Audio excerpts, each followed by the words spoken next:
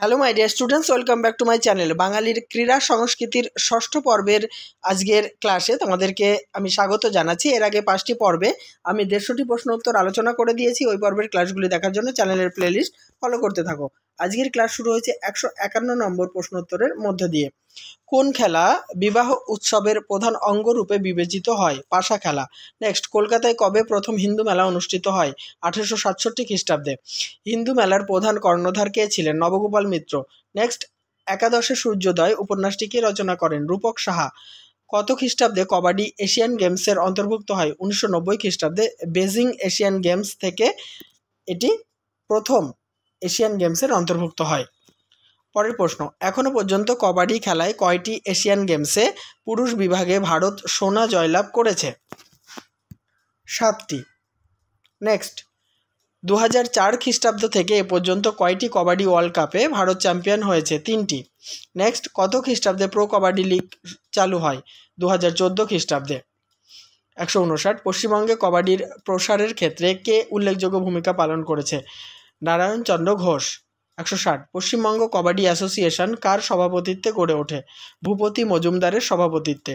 161, ফণী ভট্টাচার্য, অচিন্ত্য সাহা, বিশ্বজিৎ পালিত প্রমুখ বাঙালিরা কোন খেলার সঙ্গে যুক্ত? কবাডি খেলার সঙ্গে। গ্রেট বেঙ্গল সার্কাস কে করেন? প্রিয়নাথ বসু। 163, কত খ্রিস্টাব্দে প্রিয়নাথ বসু গ্রেট বেঙ্গল সার্কাস করেন? 1887 থেকে 1888 খ্রিস্টাব্দে। Next, great Bengal circus Priyanath Basu কত বছর বয়সে করেন? 22 বছর বয়সে।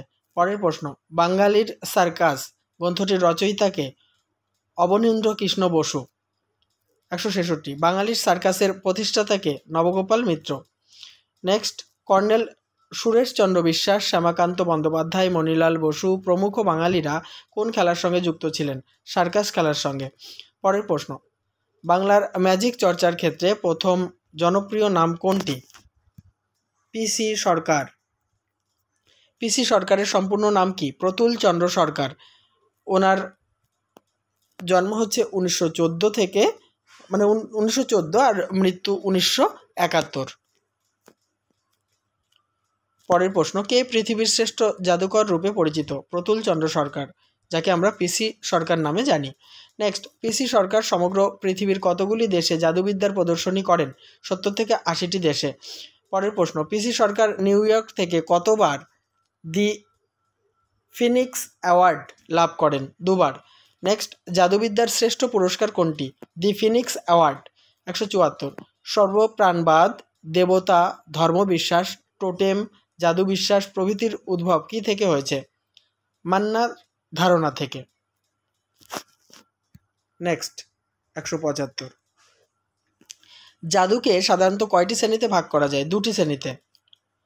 প্রথমটি হচ্ছে অনুকরণাত্মক বা অনুকৃতিমূলক জাদু, আর দ্বিতীয়টি হচ্ছে সংযোগমূলক, সংক্রামক, তারপরে হচ্ছে সংস্পর্শমূলক জাদু। পরের প্রশ্ন, 176, হোয়াইট ম্যাজিক এর বাংলা প্রতিশব্দ কি? হিতকারী জাদু। নেক্সট, 177, ব্ল্যাক ম্যাজিক এর বাংলা প্রতিশব্দ কি? অহিতকারী জাদু বা কালা জাদু।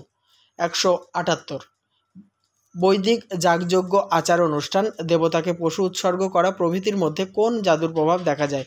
হিতকারী জাদুর প্রভাব। নেক্সট, উত্তরবঙ্গের টেবিল টেনিস শহর কোনটি? শিলিগুড়ি।